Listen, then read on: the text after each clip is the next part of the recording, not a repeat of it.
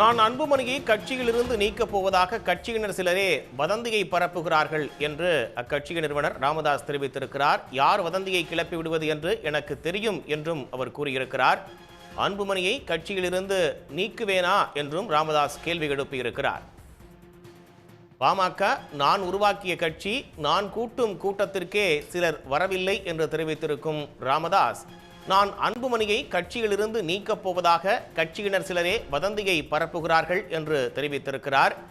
யார் வதந்தியை கிளப்பிவிடுவது என்று எனக்கு தெரியும் என்று குறிப்பிட்டிருக்கும் அவர், அன்புமணியை கட்சியிலிருந்து நான் நீக்குவேனா என்றும் கேள்வியை முன்வைத்திருக்கிறார். வழக்கம் போல் தைலாபுரம் தோட்டம் அதில் விதைக்கின்ற நான் பாசத்தோடு உங்களை வரவேற்கிறேன். ஒரு காலத்தில் இந்த சமுதாயம் ஒரு ஊருக்கு ஒருத்தர் கூட படிக்கலை. ஏதாவது பத்திரம் பாண்டில் கையெழுத்து போடணுன்னா வண்டிமையை தேடி இடது கை பெரு விரல் ரேகை அப்படி ஒட்டி பத்திரம் பாண்டில் கையெழுத்து போட்ட இந்த சமுதாயத்தை இன்றைக்கி 5000 வழக்கறிஞர்களை நான் உருவாக்கியிருக்கிறேன். 5000 வழக்கறிஞர்களை உருவாக்கி இருக்கிறேன். நீதிபதிகளை உருவாக்கி இருக்கிறேன். இன்றைக்கி பார்த்துருக்கீங்க 300 பேருக்கு மேலே இன்றைக்கி வந்திருக்காங்க. வெளியில் ஒரு 100 பேர் இருக்காங்க. எல்லாம் இடஒதுக்கீட்டில் எம்பிசியில் படித்தவங்க. ஆக நிறைய நீதிபதிகள் கீழமை நீதிமன்றத்திலிருந்து மேலே வரைக்கும் நிறைய நீதிபதிகள் உருவாக்கியிருக்காங்க. எல்லாம் எம்பிசி கோட்டாவில் இந்த வன்னியர் சமுதாயத்துக்கு மட்டும் இல்லை, 115 திரு அன்புமணி ராமதாஸ் வந்து உங்களை சந்திக்கிறதுக்கு வாய்ப்பு இருக்காரு. அவங்களும் வந்து சந்திக்காமல் இந்த கூட்டத்தெல்லாம் அவர் கலந்துக்காமல் இருக்காரு.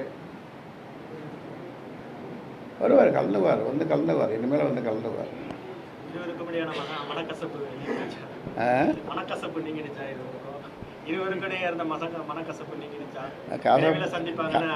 இல்லை, கசப்புன்றது இல்லை.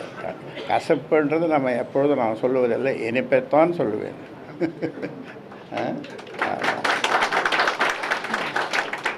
இனிப்பான செய்திகளைத்தான் உங்களுக்கு நான் இதுவரை சொல்லியிருக்கிறேன். கிட்டத்தட்ட 35 வாரம் வியாழக்கிழமை நாம் கூடினோமா இல்லையா? அந்த 35 வாரம் வியாழக்கிழமையில் நான் இனிப்பான செய்திகளைத்தானே உங்களுக்கு சொல்லியிருக்கிறேன். கசப்பான செய்திகளை நான் டாக்டராக இருந்தாலும் கசப்பு மருந்து கொடுக்கறதில்ல, இனிப்பான மருந்து தான் கொடுப்பேன். சரியா? சரி, நீ கிளம்பலாம். ஆமாம், நீச்சல் அடிக்கிற மாதிரி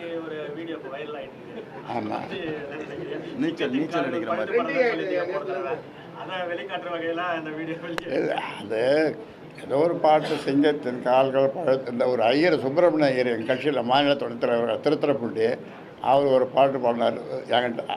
ஐயா, சிங்கத்தின் கால்கள் பழுத்தப்பட்டாலும் சீற்றம் குறைவதில்லை அப்படின்னு சொன்னார் என்கிட்ட. எனக்கு தப்பாக சொல்கிறீங்க. சிங்கத்தின் கால்கள் பழுதும் படலை, சீற்றமும் குறையலை, அதிகமாக தான் ஆயிடுது. சீற்றம் அதிகமாக ஆயிடுது, கால்கள் பழுதுபடலை. அதான் நேற்று நீச்சல் அடிச்சோம். சின்னையா வந்து செயல் தலைவராக உங்களை சந்திப்பாரா இல்லை தலைவராக? அதெல்லாம் அடுத்த வியாழக்கிழமை நாம் சந்திக்கும் போது. சரி, நன்றி. இவங்களாம் எதை குடிக்கிறது கொடுத்தாலும் தேநீர் 2 பேர் சரி, கிளம்புங்க. நீ கிளம்பு. நாளைக்கு இல்லை, ஞாயிற்றுக்கிழமை. உடனுக்குடன் செய்திகளை தெரிந்து கொள்ள சன் நியூஸ் பெல் ஐகானை கிளிக் பண்ணுங்க.